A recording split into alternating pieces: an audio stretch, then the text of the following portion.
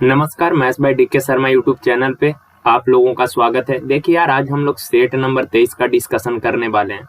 Generally मेरे ख्याल से 27 या 28 तक सेट का डिस्कशन हो चुका है। बीच में यार 3-4 सेट का डिस्कशन नहीं हुआ था, क्योंकि उस समय मेरा एक्सीडेंट हो गया था, जिसके कारण वीडियो अपलोड नहीं कर पाए थे 4-5 सेट का वीडियो। तो बीच में छुट्टी है, 23 तारीख तक छुट्टी है ऑफलाइन क्लास में, तो सेट तो होना है नहीं 23 तक। तो उस बीच में जो टाइम खाली है, इसमें जो पीछे का सेट छूटा हुआ है उसको हम लोग कंप्लीट कर लेते हैं। और साथ के साथ प्रॉफिट एंड लॉस का या कोई टॉपिक ऐसा होगा जो आप लोगों को पढ़ना होगा, तो आप लोग कमेंट करिएगा। उस टॉपिक को कल पूरा दिन खाली है, हाँ कल पूरा एक वीडियो अपलोड कर देंगे, कल नहीं तो परसों एक वीडियो। सेट वाला तो कल डाल ही देंगे, लेकिन अगर कोई टॉपिक होगा वैसा तो उसका वीडियो नेक्स्ट डे जो है हम लोग शूट करके अपलोड कर देंगे। ओके, चलिए यार स्टार्ट करते हैं। उम्मीद करते हैं दीपावली का या महापर्व जो है आप लोगों का अच्छे से गुजरा होगा, और अपना ख्याल रखिएगा, साथ के साथ अपने फैमिली का भी ख्याल रखना है। ओके ना, चलिए स्टार्ट करते हैं, आ जाइए।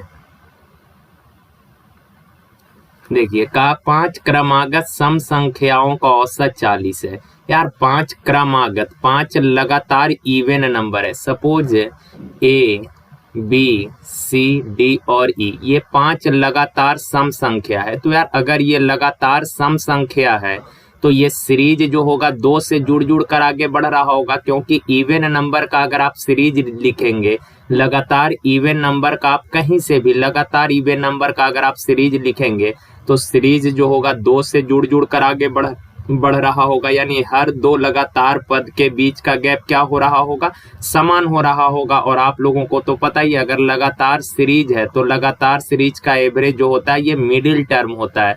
तो कहा ये 5 लगातार इवन नंबर है, लगातार है, अर्थात इसका एवरेज मिडिल टर्म होगा। इस सीरीज का एवरेज होगा सी, पर एक्चुअल में एवरेज दिया है कितना, 40, यानी सी का वैल्यू 40 है।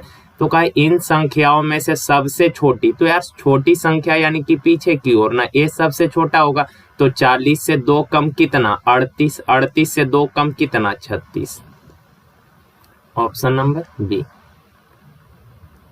देखिए कहा धारा के विपरीत दिशा में चल रही एक नाव को एक दूरी तय करने में 8 घंटे 48 मिनट का समय लगता है, जबकि धारा के दिशा में आरंभिक बिंदु पर वापस लौटने में उसे 4 घंटे का समय लगता है। शांत जल में नाव की चाल और धारा की चाल का अनुपात। देखिए यार, धारा का चाल है W, बोट का चाल है B। तो अगर अपोजिट डायरेक्शन में जाएगा तो बोट का चाल घटता है, यानी कि B minus W। Opposite direction में नाव का चाल इतना का, इस चाल से चलकर विपरीत दिशा में 8 घंटा 48 मिनट में एक दूरी तय करता है। तो यार 8 घंटा 48 मिनट, मिनट को आवर में लाइएगा तो 60 से भागा, 12 चौक 48, 12 पचे 60, पनी 8 40 4 44 बट्टा 5 घंटे का समय लगता है। ओके ना, तो चाल गुना समय दूरी हो गया। धारा के अपोजिट में दूरी तय किया इतना, चाल गुना समय। अब यार धारा के दिशा में चाल क्या होगा, बोट प्लस वाटर का, धारा के दिशा में इतना के स्पीड से चलकर 4 घंटे में दूरी तय करता है। तो 4 घंटे में तय की गई दूरी कितना, तो चाल गुना समय दूरी हो गया। तो ये धारा के दिशा में इतना डिस्टेंस कवर किया, धारा के अपोजिट इतना डिस्टेंस, और दोनों डिस्टेंस तो इक्वल ही होगा, चूंकि गए हैं जितना वापिस भी उतना ही आइएगा, तो दोनों डिस्टेंस क्या है, इक्वल है। अब इसको कैलकुलेट कर लीजिए, 4 से काटिएगा तो 11 बार में, यार इसी 11 से दोनों में ना बारी बारी, तो 11B माइनस 11W बराबर, क्रॉस मल्टीप्लाई करिएगा तो इस 5 से दोनों में 5B plus 5W। Same variable को एक साथ, 5B उधर जाके 11B में से घटेगा 6B, माइनस 11 इधर आके जुटेगा 16W। यार 2 से काटिए, 2 से 3, 2 से 8, B बट्टा W बराबर 8 बट्टा 3, यानी कि रेशियो क्या हो गया, 8:3। Option number B. देखिए कहा एक आयताकार खेत की लंबाई और चौड़ाई का अनुपात 4:3 है। खेत का जो है लंबाई और चौड़ाई का रेशियो दिया है 4:3। तो लंबाई अगर 4x है तो चौड़ाई कितना, 3x होगा। का खेत का एरिया 1452 वर्ग मीटर है। तो यार आप बताएं, लंबाई अगर 4x है, चौड़ाई 3x है, तो एरिया कितना होता है, आयत का एरिया लंबाई गुना चौड़ाई। पर एक्चुअल में आयत का एरिया दिया है कितना 1452। काट कूट कर लीजिए, 4 से 4 तिया 12, 4 छक 24, 4 तिया 12, 3 से काटिएगा तो 121 बार में। तो यार x गुना x स्क्वायर बराबर 121, तो x बराबर कितना 11। x का वैल्यू पता कर गए हम लोग। अब आगे सवाल में कहा क्या कि 12 रुपए प्रति मीटर के दर से खेत की सीमा की बाउंड्री बनाने की खर्च क्या होगी। तो देखें यार, जैसे ये आयताकार खेत है, अब कहा सीमा की बाउंड्री बनाना है, तो ये जो है इसका ऐसे खेत के चारों तरफ से एक बाउंड्री बनाना है। तो कहा इस बाउंड्री को बनाने में टोटल खर्च कितना आएगा। अगर 1 मीटर का खर्च है 12 रुपया, तो यार इस खेत के चारों तरफ से बाउंड्री बनाना है, तो पहले बाउंड्री का निकाल लेते हैं। ये चारों तरफ का टोटल लंबाई यानी कि परिमाप निकालना पड़ेगा। तो आपको पता है परिमाप क्या होता है, आयत का परिमाप होता है 2 × L + B। यार x 11 है तो लंबाई 4x कितना हो जाएगा, 11 चौक 44 प्लस b है 3x, तो 11 तिया 33, तो ये 77, 44 + 33 77 हो जाएगा, 77 दूना 154 मीटर। अब खर्च निकालना है, कहा 1 मीटर का खर्च है 12 रुपया, 1 मीटर का खर्च 12 रुपया, तो 154 मीटर का खर्च कितना, 154 से गुना, तो 12 चौक 48, हाथ में रहा 4, 12 × 5 = 60, 4 × 64, 12 × 6 = 1848। Option number D. देखिए, कहा अनीता फैशन बुटीक चलाती है, उसके व्यय के शीर्षक निम्नलिखित है। कहा खरीद में 30%, दर्जी का भुगतान करने में 40% और किराए एवं बिजली में 30%। यदि कुल खर्चा 50,000 पर मंथ है तो दर्जी का भुगतान करने में उसने कितना धन व्यय किया। टोटल खर्चा यार 50,000 है। टोटल कहने का मतलब हुआ कि इन सारे मदों को मिलाकर टोटल खर्चा 50,000। तो 30 × 40 70, 70 और 30 100, टोटल खर्चा है कितना परसेंट, 100% पर दिया है कितना 50,000। 100% 50,000, तो 1% का वैल्यू कितना हो जाएगा 500। कहा कि दर्जी का भुगतान कितना किया है, तो दर्जी का भुगतान जरा ढूंढिए। यहाँ देखिए दर्जी का भुगतान है कितना 40%, तो 40% का वैल्यू निकालना है। 1% 500, तो 40% कितना, 40 से गुना करिए, 40 × 5 = 20, 20 पर क्या 0, 3 0, यानी 20,000। Option number C. देखिए, कहा एक पेन बेचने पर मोहन को विक्रय मूल्य के 20% का लाभ होता है, तो उसका वास्तविक लाभ देखें यार, यहाँ पे थोड़ा ध्यान रखिएगा। कहा जनरली लाभ या हानि जो होता है ना यार, ये क्रय मूल्य के रिस्पेक्ट में होता है। लाभ या हानि हमेशा क्रय मूल्य के रिस्पेक्ट में, पर इस सवाल में इसने बोला कि मोहन को विक्रय मूल्य का 20% लाभ होता है। विक्रय मूल्य का 20%, तो 20% का फ्रैक्शन 1/5, और ये 20% लाभ किस पर हो रहा है, विक्रय मूल्य पर, यानी कि विक्रय मूल्य है 5 यूनिट, 1 का लाभ हो रहा है। तो बताइए यार 5 में बेचे 1 का लाभ हुआ, इसका मतलब खरीदे होंगे कितना में, 4 में। ओके ना बात। अब आगे का उसका वास्तविक लाभ परसेंट, तो यार 1 का लाभ हुआ है, प्रॉफिट कितने का हुआ है 1 का, और कहा वास्तविक लाभ परसेंट, तो यार एक्चुअल प्रॉफिट या लॉस हमेशा क्रय मूल्य के रिस्पेक्ट में निकालते हैं। एक्चुअल प्रॉफिट या लॉस हमेशा क्रय मूल्य के रिस्पेक्ट में। तो कहा कि एक्चुअल प्रॉफिट परसेंट बताइए, तो 1 का प्रॉफिट हुआ है, प्रॉफिट किस पर, क्रय मूल्य पर ना, तो क्रय मूल्य बट्टा में परसेंट, तो 100 से गुना, 25 चौक 100, 25%। Option number D. देखिए, कहा 20 लीटर के मिश्रण में दूध और जल 5:3 के अनुपात में। अगर प्रस्तुत मिश्रण के 4 लीटर को 4 लीटर दूध से प्रतिस्थापित किया जाए। यार यहाँ से लाइन को थोड़ा सा समझिए। कहा मिश्रण के 4 लीटर को 4 लीटर दूध से प्रतिस्थापित किया जाए। तो यार इस कंप्लीट सेंटेंस का मीनिंग ये है कि मिक्सचर में से 4 लीटर आपने मिक्सचर निकाल लिया, 4 लीटर मिक्सचर निकाल कर उसके स्थान पर 4 लीटर दूध मिला दिए। एक बार फिर से इस लाइन को आप पढ़िए। का मिश्रण के 4 लीटर को 4 लीटर दूध से प्रतिस्थापित किया जाए, यानी कि बदला जाए। कहा 4 लीटर मिश्रण को 4 लीटर दूध से बदला जाए, कहने का मतलब कि 4 लीटर मिक्सचर निकाल लिए और जो जगह स्पेस खाली हुआ उसको 4 लीटर दूध से भर दिए। तो कहा अब जो नया मिक्सचर बना उसमें दूध और जल का अनुपात, तो यार देखिए 20 लीटर का एक मिक्सचर था, इसमें से 4 लीटर मिक्सचर निकाल दिए तो रिमेनिंग बच गया क्या लीटर मिक्सचर, 16 लीटर मिक्सचर शेष बचा। अब यार का इस 16 लीटर मिक्सचर में दूध और पानी का रेशियो क्या है, मिल्क और वाटर का रेशियो 5:3। ये बात तो आप लोगों को अच्छे से पता होगा कि 20 लीटर के मिक्सचर में अगर मिल्क और वाटर का रेशियो है 5:3 का, इसमें से 4 लीटर मिक्सचर निकाल लिए तो 4 लीटर मिक्सचर जो निकाले इसमें मिल्क और वाटर किस रेशियो में निकला होगा, तो 5:3 के रेशियो में। अब जो रिमेनिंग मिक्सचर बचा इस मिक्सचर में मिल्क और वाटर किस रेशियो में होगा, तो 5:3 के रेशियो में। देखें यार क्वांटिटी तो चेंज होगा लेकिन उसके रेशियो पर कोई फर्क नहीं पड़ेगा। जिस रेशियो में ओरिजिनल मिक्सचर में मिल्क और वाटर है, ओरिजिनल मिक्सचर में मिल्क और वाटर का जो रेशियो है उसी रेशियो में ये निकलेगा और रिमेनिंग जो मिक्सचर बचता उसी रेशियो में रिमेनिंग मिक्सचर में भी मिल्क और वाटर होगा। ये चीज आप ध्यान रखना। जैसे मान लीजिए कि एक गिलास में हमने पानी लिया, एक गिलास में चीनी लिए, दोनों को अच्छे से मिक्स करके दो शरबत बना लिए।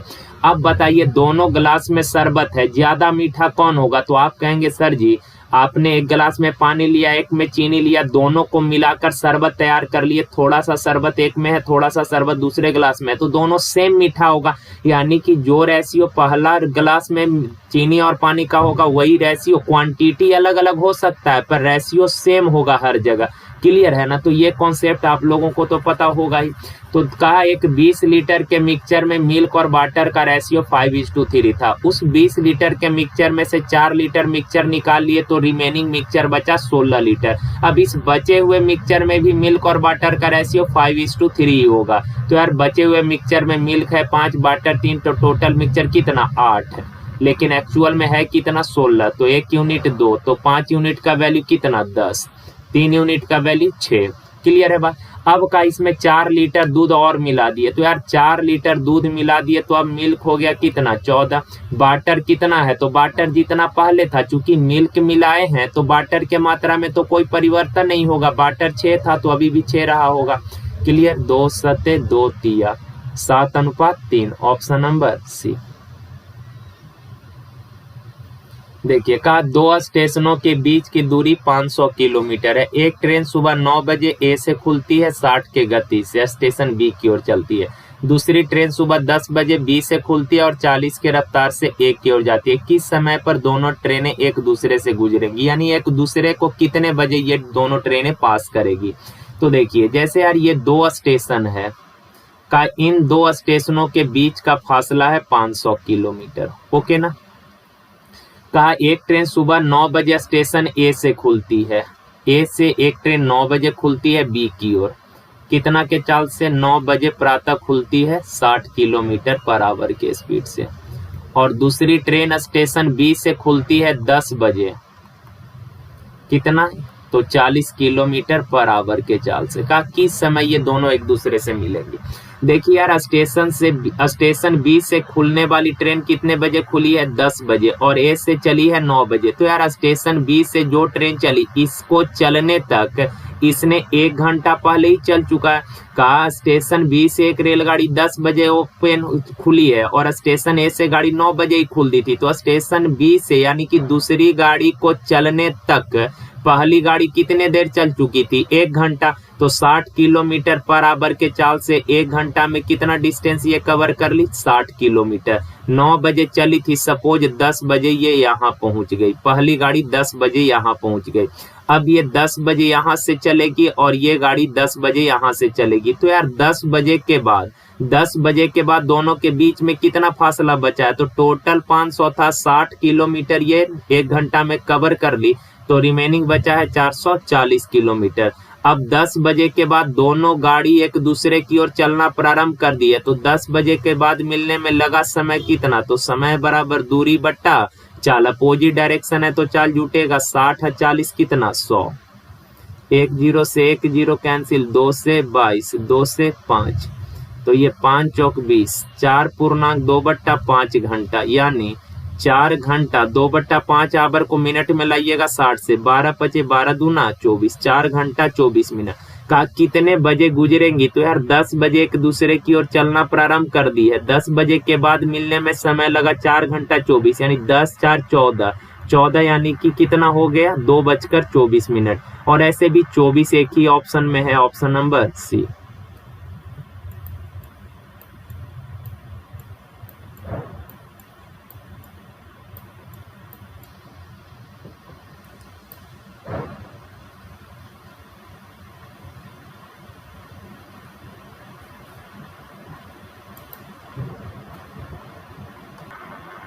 देखिए कहा ए बी और सी एक कंपनी में पार्टनर है। किसी एक वर्ष में ए को लाभ का 1/3 भाग मिला, बी को 1/4 भाग मिला और सी को 5,000 रुपए मिले, तो ए को लाभ के रूप में कितने रुपए मिले होंगे। तो देखें यार, जब भी कंडीशन फ्रैक्शन के रूप में दिया होना तो आप वहां पे बट्टा वाला का एलसीएम ले लीजिए। तो यहाँ ए का हिस्सा 1/3 है, बी का हिस्सा 1/4 है, तो 3 और 4 का एलसीएम कितना 12, यानी कि टोटल हिस्सा 12 हो गया। कहा ए को 1/3 मिला, तो टोटल अगर 12 है तो ए को 1/3, तो 12 का 1/3 कितना 4। बी को 1/4, तो 12 का 1/4 कितना, 12 का 1/4 निकालिएगा तो 3। ए को 4 मिला, बी को 3 का शेष सी को मिला। तो मेरे भाई टोटल 12 है, जिसमें से 4 और 3 7 ए और बी को मिला, तो शेष सी को मिला होगा कितना 5। सी का हिस्सा है 5,000 पर एक्चुअल में दिया है कितना, 5 यूनिट पर एक्चुअल में दिया है 5,000, तो 1 यूनिट 1,000, तो 4 यूनिट का वैल्यू कितना 4,000। ए का हिस्सा 4,000। देखिए कहा 94,000 रुपए को ए बी सी में इस प्रकार बांटा जाता है कि ए के हिस्से का 20%, बी का 25% और सी के हिस्से का 15% बराबर है। ए का 20%, बी का 25% और सी का 15% बराबर है। यार परसेंट से परसेंट तो कैंसिल हो जाएगा। अब न्यूमेरिकल को देखिए, 5 से सब कटेगा, 5 चौक 20, 5 पचे 25, 5 तिया 15। अब ए बी सी तीनों के हिस्से का रेशियो लिखना है, तो एक को लिखिएगा, एक को इग्नोर करिए, बाकी को गुना करके एक के नीचे 5 तिया 15। बी का लिखना है तो बी को इग्नोर कर दीजिए, बाकी को गुना करके 4 तिया 12।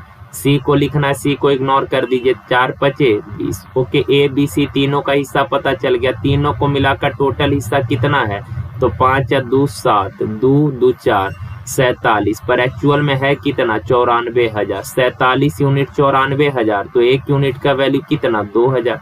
1 यूनिट 2,000 है तो सी का हिस्सा यानी 20 यूनिट का वैल्यू, 1 यूनिट 2,000, तो 20 यूनिट का वैल्यू कितना 2 दूना 4, 40,000। Option number C. देखिए P बराबर दिया है आपको, P का वैल्यू इसने दे रखा है 5 + 2√6। निकालना है √P,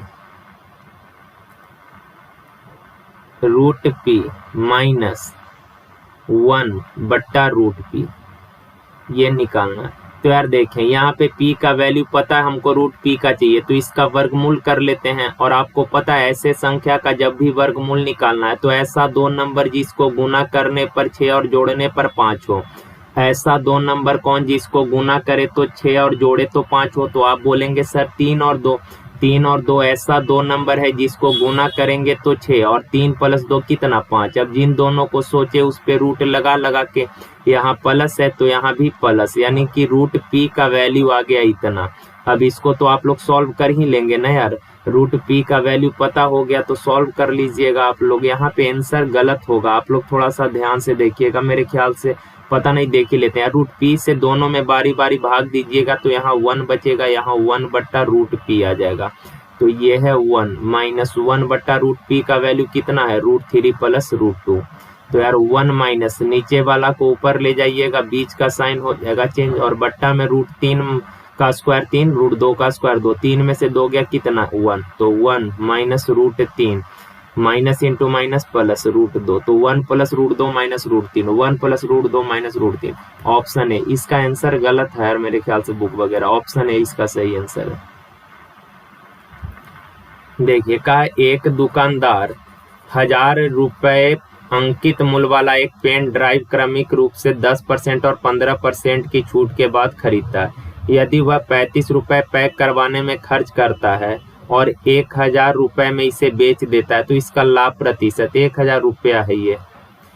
तो देखें यार 1000 रुपए उसका मार्क प्राइस है, ओके ना। 10% और 15% का दो लगातार छूट मिला। 10% का पहला छूट मिला तो कितना में 90, दूसरा 15 का तो कितना 85/100, इतना तो उसने परचेज किया और कहा कि 35 रुपए पैक कराने में खर्च हुआ है। तो आपको पता है खरीदने के अलावे जो भी एक्स्ट्रा खर्च होएगा उन सबको जोड़कर वास्तविक क्रय मूल्य बनेगा।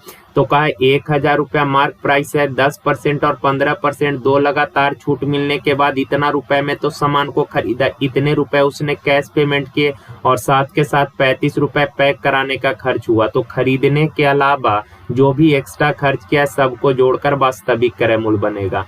2 0 से 2 0, 1 0 से 1 0 और 1 0 से ये कैंसिल हो गया। तो ये कितना हो गया 9 5 45, हाथ मेरा 4 9 8 72 4 76। अब यार 76 55 जोड़िए, 35 जोड़िएगा, 5 5 10, 6 3 9 1 10, 7 1 800 रुपया क्रय मूल्य हो गया 800। कहा कि बेच दिया है 1000 रुपया में, तो कितने का प्रॉफिट हो गया 200 रुपए का। 200 रुपए का प्रॉफिट कितना पर 800 पर, परसेंट तो 100 से गुना, 2 चौक 8, 4 से 25 चौक 100, ऑप्शन नंबर बी।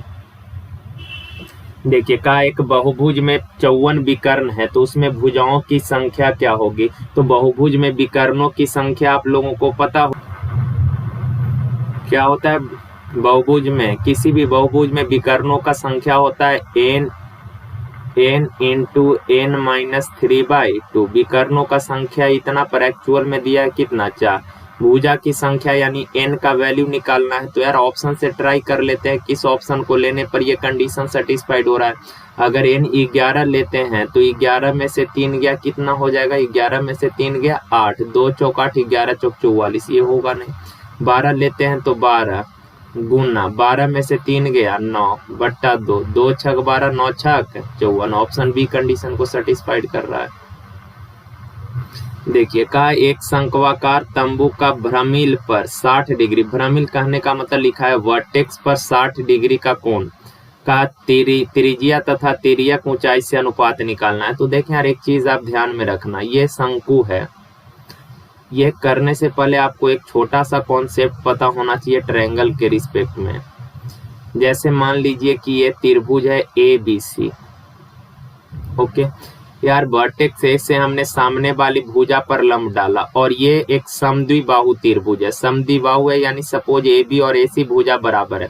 तो एक चीज ध्यान रखिएगा कि समद्विबाहु त्रिभुज में या फिर समबाहु में भी यही प्रॉपर्टी यूज होता है। समद्विबाहु त्रिभुज में सी से, जैसे वर्टेक्स ए से सामने वाली भुजा पर हमने लंब डाला AD, तो समद्विबाहु त्रिभुज में जो लंब होता है ना AD लंब भी है और ये इसका माध्यिका भी है। समद्विबाहु त्रिभुज में समद्विबाहु और समबाहु त्रिभुज दो ऐसा त्रिभुज है जिसमें जो उसका हाइट होता है वही उसका माध्यिका का काम करता है। समद्विबाहु त्रिभुज में जैसे AD हाइट है तो यही इसका माध्यिका का काम करेगा और AD लाइन जो है इसके शीर्ष एक का कोण समद्विभाजक भी होता है, यानी कि लंब, कोण समद्विभाजक और माध्यिका तीनों एक ही लाइन काम करेगी। लंब बोले या कोण समद्विभाजक बोले या फिर इसका ऊंचाई माध्यिका बोले, तीनों एक ही चीज है। तो ये प्रॉपर्टी आपको पता होना चाहिए यार इस सवाल को करने के लिए।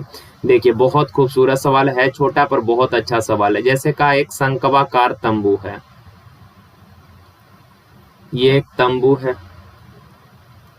कहा कि इसके वर्टेक्स पर 60 डिग्री का कोण बन रहा है, इसके शीर्ष पर 60 डिग्री का कोण बन रहा है। तो कहा त्रिज्या का तिर्यक ऊंचाई से अनुपात निकालना है। तो आप बताएं यार सपोज जैसे ये देखें, ये इसका डायमीटर हो गया, ओके ना। अब यार कहा वर्टेक्स ए से हमने सपोज परपेंडिकुलर ड्रॉ कर लिया, ये तो शंकु का हाइट है और ये क्या है तिर्यक ऊंचाई, ये भी क्या है तिर्यक ऊंचाई। तो आप बताएं यार क्या इस त्रिभुज को जरा आप गौर से देखिए, इस त्रिभुज में ये तिर्यक ऊंचाई यानी ये भुजा और ये भुजा बराबर है और ये इसका लंब है। अगर ये लंब है तो लंब जो होगा ये समद्विबाहु त्रिभुज में कौन समद्विभाजक का काम करेगा। अगर ये पूरा एंगल 60 डिग्री का है तो ये वाला एंगल कितना डिग्री 30 डिग्री और ये वाला भी एंगल कितना डिग्री होगा 30 डिग्री होगा। चूंकि समद्विबाहु त्रिभुज और समबाहु में जो लंब होता है वही उसका माध्यिका का काम करता है और साथ के साथ वही उसका कौन समद्विभाजक भी होता है। और ये तो रेडियस है, आपको पता ही है। सवाल क्या कहा कि त्रिज्या और तिर्यक ऊंचाई का रेशियो। तो यार किसी भी ट्रायंगल को ले लीजिए, किसी भी एक त्रिभुज में, जैसे ये इसका तिर्यक ऊंचाई है, ये h है और ये r है, ये 90 डिग्री और ये एंगल कितना डिग्री है 30 डिग्री। आपको L और R का रेशियो पूछा है, तो आप बताएं 90 के सामने ये कर्ण है, 30 के सामने ये लंब है, तो लंब और कर्ण का रिलेशन, लंब और कर्ण का रिलेशन कौन सा आइडेंटिटी देता है? साइन। तो साइन 30 डिग्री बराबर लंब, 30 के सामने लंब है कितना r बट्टा कर्ण है कितना L। साइन 30 डिग्री क्या होगा मेरे भाई? तो 1/2 बराबर r बट्टा L, यानी कि रेडियस है 1 तो तिर्यक ऊंचाई 2। सवाल कहा कि त्रिज्या और तिर्यक ऊंचाई का रेशियो, तो 1/2 यानी कि 1:2। अच्छा सवाल था ये।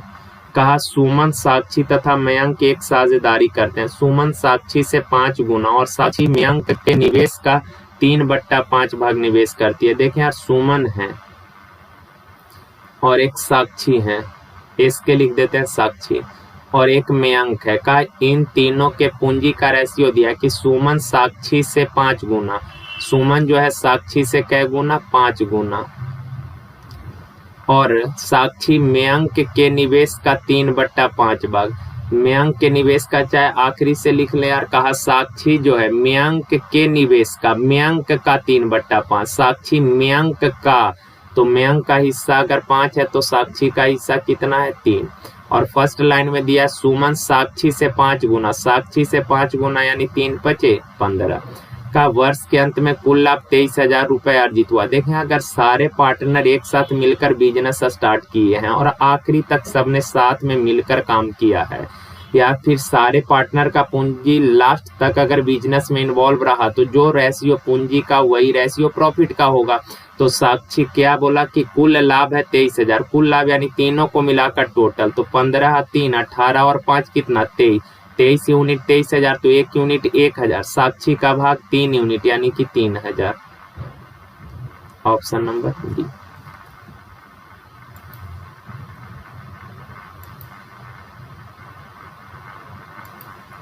देखिए, कहा एक टंकी में 3 इनलेट पाइप लगे हुए हैं। जब पहले 2 एक साथ खोले जाते हैं तो टंकी को भरने में उतना ही समय लगता है जितना अकेले तीसरा इनलेट पाइप द्वारा टंकी को भरने में लगता है। कहा दूसरा इनलेट टंकी को भरने में पहले के तुलना 5 घंटा अधिक और तीसरा की तुलना में 4 घंटे कम लगते हैं। तो पहला इनलेट अकेले टंकी को कितने घंटे में भर सकता है? काफी आसान सा सवाल है। टाइम एंड वर्क में आप लोग इस तरह के सवाल को किए होंगे। तो देखिए यार, करते हैं, बड़ा आसान सा सवाल है, आ जाइए। यहाँ पे थोड़ा सा मिसिंग है यार, सवाल में सुधार कर लीजिए। ये अधिक जो है ना 5 घंटा यहाँ पे कम, और यहाँ तीसरा से 4 घंटा अधिक, उल्टा लिख दिया है। देखिए, कहा 3 इनलेट लगे हुए हैं। जब पहले 2 एक साथ खोले जाते हैं तो टंकी को भरने में उतना ही समय लगता है जितना अकेले तीसरा इनलेट द्वारा टंकी को भरने में लगता है। दूसरा इनलेट को टंकी भरने पहला के तुलना 5 घंटा कम, दूसरा को पहला से 5 घंटा कम। पहला अगर x घंटा में पूरा भरता है तो दूसरा x - 5 आवर में, और का तीसरे के तुलना में 4 घंटा अधिक लेता है। का ये दूसरा पाइप जो है पहला से 5 घंटा कम समय लेता है, लेकिन तीसरा से 4 घंटा अधिक समय। तो यार अगर ये दूसरा पाइप तीसरा से 4 घंटा अधिक ले रहा है, यानी कि तीसरा पाइप जो होगा दूसरा से 4 घंटा कम ले रहा होगा, तो दूसरा से 4 कम यानी x - 9। अब यार पहला पाइप पूरा टैंक x घंटा में, तो 1 घंटा में 1/x, दूसरा पूरा पाइप x - 5 आवर में, तो 1 आवर में इतना। और कहा पहला तथा दूसरा दोनों मिलकर जितना समय में भरेगा, तीसरा पाइप अकेले उतने समय में, तो तीसरा 1 घंटा में कितना? x - 9। अब यहाँ से पहला पाइप पूरा टैंक कितने समय में भरेगा, तो यानी x का वैल्यू निकालना है। तो ऑप्शन में तो x का ही मान दे रखा होगा, तो ऑप्शन से ट्राई कर लेते हैं। ऑप्शन ए अगर लीजिएगा तो यहाँ पर 1/15 प्लस 1/10, तो यार 15 10 का एलसीएम 30, 15 दूना 10 दिया, 15 दूना 2 10 दिया 3, 2 और 3 5/30 यानी कि 1/6। तो यहाँ से भी आप देख लें यार, 1/15 में से 9 जाएगा कितना? 6। लेफ्ट बराबर राइट हो रहा है, यानी कि ऑप्शन ए जो है कंडीशन को सेटिस्फाइड कर दिया। ओके ना, चलिए आगे बढ़ते हैं। देखिए कहा एक टैंक 6 घंटे में 3 पाइप x/z द्वारा भरा जा सकता है यदि z/y से तिगुना तेजी से और y x से दोगुना तेजी से भरता है। x/z तीनों का ये कंपैरिजन किया है कि z/y से तिगुना, z जो है y से तिगुना, y अगर 1 तो z का एफिशिएंसी 3, और y x से दोगुना, y जो है x से दोगुना, y x से दोगुना है और z/y से तिगुना है। ये रिलेशन दिया है तो जैसे जैसे बोला वैसे लिख लेते हैं। y x से दोगुना यानी x का एफिशिएंसी 1 तो y का दोगुना 2, और z/y से तिगुना यानी कितना 6। तीनों का एफिशिएंसी पता चल गया। कहा तीनों मिलकर पूरा टैंक 6 घंटे में भरेगा। तीनों मिलकर 1 घंटे में 6 या 2 8 है 1 9, 1 घंटे में 9 यूनिट, 6 घंटे में कितना 6 से गुना कर दिए। तीनों मिलकर 6 घंटे में टोटल इतना भर देगा, यानी ये टैंक का कैपेसिटी आ गया। अब का इस पूरे टैंक को x कितने घंटे में, तो x 1 घंटा में 1 यूनिट, तो इतना यूनिट का घंटा में x के एफिशिएंसी से डिवाइड कर दीजिए। 9 छक 54, ऑप्शन बी। देखिए कहा एक राशि 2 वर्ष का साधारण ब्याज 660 है, जबकि ब्याज की दर समान रखते हुए 2 वर्ष का चक्रवृद्धि ब्याज इतना रुपया, तो ब्याज का दर। तो यार देखें एक ही समय का अगर SI CI मालूम है, इक्वल टाइम का SI और CI अगर गिवन हो तो रेट बराबर होता है CI माइनस SI बट्टा हाफ ऑफ SI गुना 100। अगर एक ही समय का CI और SI मालूम तो रेट CI माइनस SI बट्टा हाफ ऑफ SI गुना 100। तो यार CI माइनस SI तो 696.3 में से 660 जाएगा कितना 36.30 बट्टा हाफ ऑफ SI 1/2 गुना 660 33,330 गुना 100 से ये डेसिमल हट जाएगा। आप कैलकुलेशन आप लोग कर लीजिएगा यार। 33 से एक बार 33 एक कम यानी 11%, ऑप्शन बी। देखिए 2 बच्चे के आयु का योग और अंतर 33 और 3 है, तो बड़े बच्चे की आयु, 2 बच्चे के आयु का योग दिया है 33 और इन दोनों के एज का डिफरेंस दिया है 3। बड़ा वाला का एज यानी x का वैल्यू निकालना है, तो दोनों को जोड़कर 2 से 33 3 36/2 कितना 18, ऑप्शन सी। देखिए कहा 45 अंकों वाली एक परीक्षा में 3 छात्र के अंकों का माध्य 38 है। 2 नए छात्र ने परीक्षा में भाग लिया। उस नए छात्र द्वारा प्राप्त किए जा सकने वाले सबसे कम अंक क्या है जिसने दूसरे नए छात्र से कम अंक प्राप्त किए हैं, जिससे 5 छात्र के अंकों का कुल औसत 40 हो जाए। देखें यार 45 अंकों वाला एक परीक्षा है जिसमें 3 छात्र बैठा है। का इन 3 छात्र के अंकों का माध्य यानी कि औसत 38 है, तो 3 छात्र के अंकों का औसत 38 है, तो 3 छात्र का टोटल अंक कितना 3 गुना 38, 3 या 24, 3 या 9 2 11। का 2 छात्र और परीक्षा में शामिल हो गए, तो का अब 5 छात्रों के अंकों का औसत 40 है, तो 5 छात्र के अंकों का औसत 40, तो 5 छात्र का टोटल अंक कितना 200। तो मेरे भाई 5 छात्र के टोटल अंक में से अगर 3 छात्र का टोटल अंक घटा दीजिएगा तो क्या शेष जो बचेगा ये आने वाले 2 नए छात्र के अंकों का योग नहीं हो जाएगा।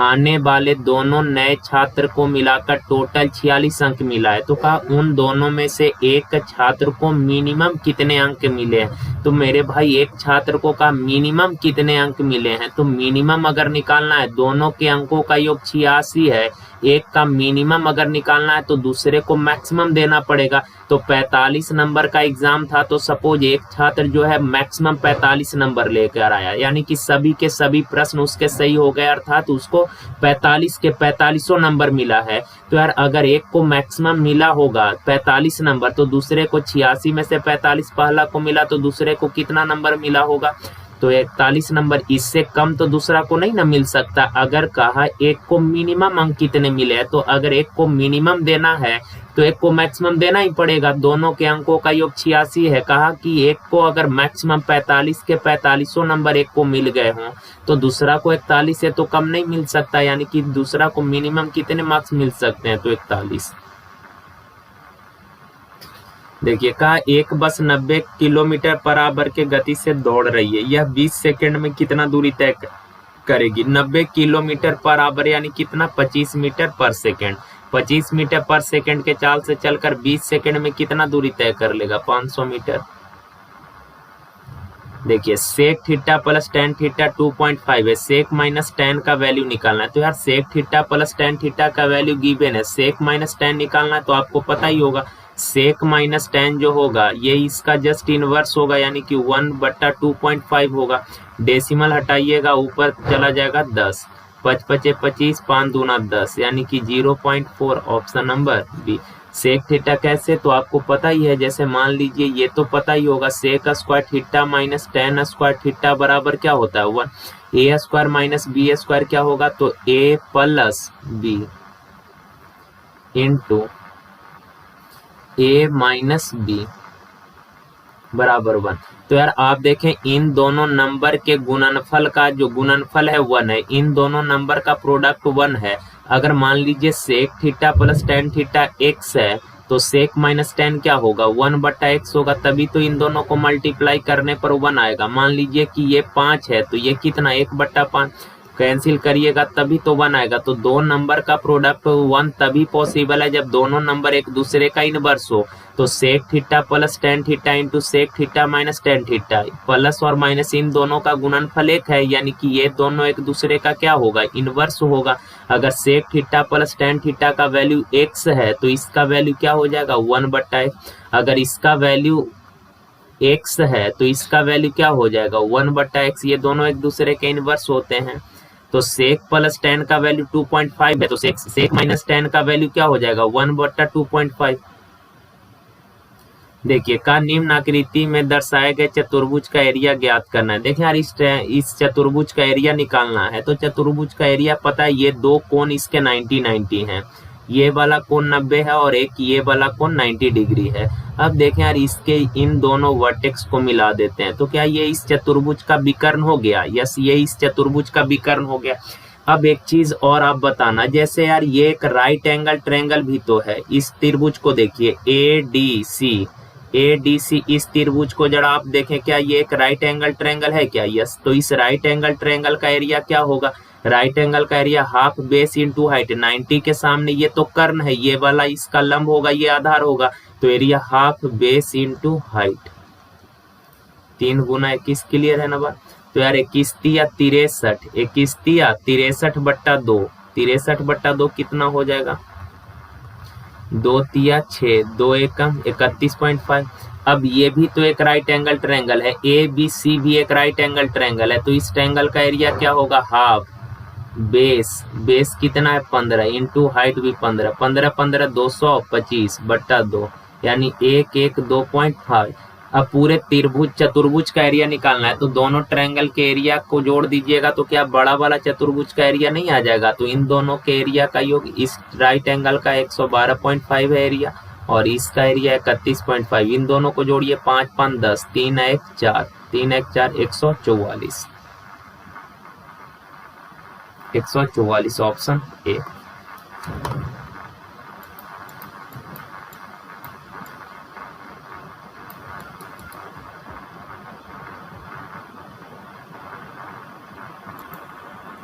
देखिए कहा एक धन राशि पर 25 वर्ष का साधारण ब्याज मूलधन का 5/9 है। साधारण ब्याज जो है ये मूलधन का, तो मूलधन अगर 9 है तो सिंपल इंटरेस्ट कितना हो जाएगा? 5। अब यार बताएं आप लोग SI % कितना होगा? तो 5 का ब्याज मिला मूलधन 9 पर, परसेंट कितना? 100 से गुना, यानी कि 500/9%। ओके। अब आगे सवाल में कहा कि टाइम है 25 वर्ष, तो कहा रेट ज्ञात करना। मेरे भाई SI % क्या होता है? SI % होता है रेट गुना टाइम। टाइम है 25, रेट मान लेते हैं R%, बराबर है कितना? 500/9%। परसेंट से परसेंट कैंसिल, 25 दूना 50 20, यानी कि 9 दूना 18, 2.2/9%, या फिर सिंपल 20/9, ऑप्शन नंबर सी। देखिए कहा ए काम का 1/6 भाग 5 दिन में। ए जो है 1/6 भाग काम 5 दिन में, तो ये पूरा काम कै दिन में? 30 दिन में। कहा बी जो है ये 2/5 भाग काम 8 दिन में। बी 2/5 भाग काम 8 दिन में, तो बी पूरा काम 20 दिन में। तो 30 और 20 का एलसीएम 60, 30 दूना 20 दिया, दोनों मिलकर पूरे काम को कितने दिन में, पूरा काम यानी 60 काम को कितने दिन में, तो एक दिन में 2 काम, बी एक दिन में 3 काम, दोनों मिलकर एक दिन में 5 काम, तो 60 काम क्या दिन में, 12 दिन। Option number A. देखिए a plus b plus c बराबर 0 है, तो आपको पता होगा a plus b plus c अगर 0 है तो a cube plus b cube plus c cube बराबर क्या होगा 3abc। तो मेरे भाई a cube plus b cube plus c cube क्या होगा 3abc। 3abc का अगर स्क्वायर करिएगा तो 9a square B square C square. Option number B. का 10 रुपए 20 रुपए और 50 रुपए के नोट 1, 3, 5 के अनुपात में रखे हैं। 10 रुपया 20 रुपया और 50 रुपया के नोटों का संख्या जो दिया है ये है 1:3:5। आप बताएं मूल्य टोटल दिया है 1920 रुपया, तो मूल्य का रेशियो निकाल लेते हैं। 10 रुपए का एक नोट है यानी कि 10 रुपया, 20 रुपया का 3 नोट यानी 60 रुपया, 50 रुपया का 5 नोट यानी कि 250। तो यार इन तीनों को मिलाकर टोटल मूल्य हो गया कितना 250 और 60 310 और 10 320। 320 यूनिट बराबर 1920, तो 1 यूनिट बराबर कितना, आप लोग सॉल्व करके निकाल लीजिएगा यार, आसान सा ही है। देख लीजिएगा कहीं कैलकुलेशन मिस्टेक तो नहीं है ना। देखिए कहा ए बी सी टैंक से जुड़े 3 वाल्व हैं यानी कि नल हैं। कहा ए और बी मिलकर 6 घंटे में भरेगा, बी और सी 10 घंटे में, ए और सी 7 से 1/2 घंटे में, ए अकेला।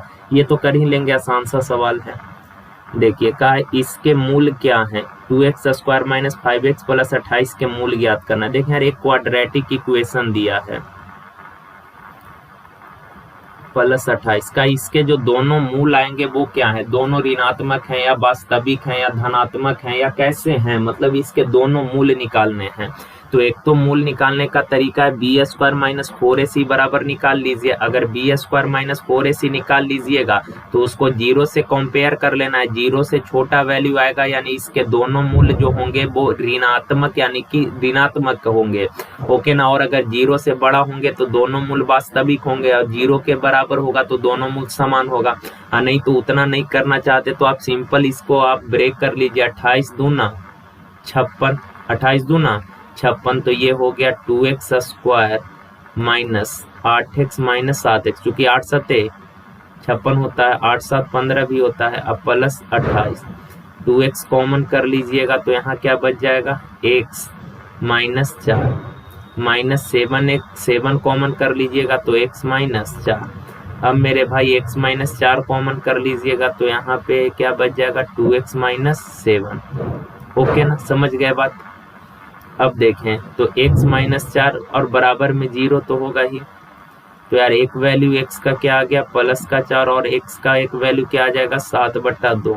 तो x का एक वैल्यू 4, दोनों वैल्यू क्या है पॉजिटिव है, दोनों वैल्यू धनात्मक, अन्य ऋणात्मक नहीं, एक धनात्मक एक, दोनों धनात्मक। ऑप्शन नंबर डी, दोनों वैल्यू पॉजिटिव है।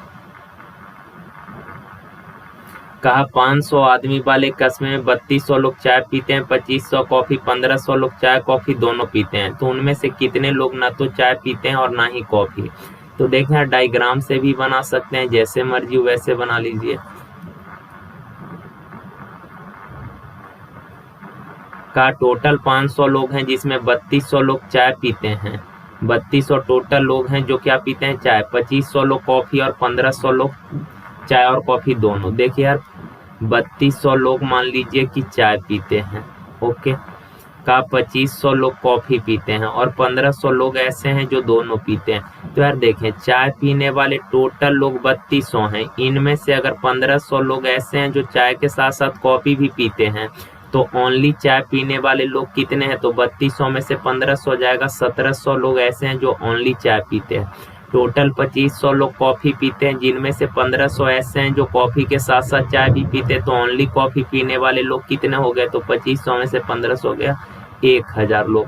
अब यार ओनली चाय पीने वाले लोग हैं 1700 और दोनों पीने वाले लोग हैं 1500 और ओनली कॉफी पीने वाले लोग हैं कितना 1000।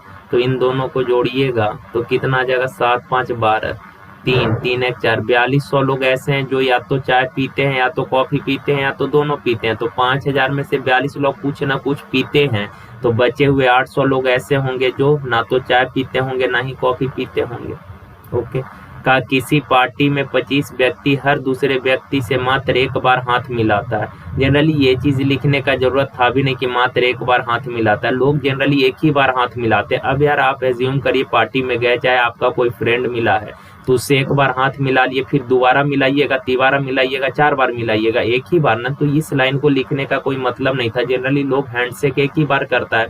तो कहा पार्टी में टोटल 25 लोग थे, कहा कुल कितनी बार हाथ मिलाया जाएगा, तो मिलाए गए हाथों का संख्या, आप इसका डायरेक्ट फॉर्मूला ही याद रखिएगा, n इंटू n माइनस 1/2, जहाँ n नंबर ऑफ पीपल होगा, यानी टोटल कितने लोग हैं 25, इंटू 25 में से एक गया 24, बट्टा में 2 से काटिए 12 बार में, 12 पचे 60, हाथ में रखे 12 दूना 24 अच्छे 30, यानी कि टोटल 300 बार हाथ मिलाया गया। ओके, थैंक यू यार, धन्यवाद, थैंक यू।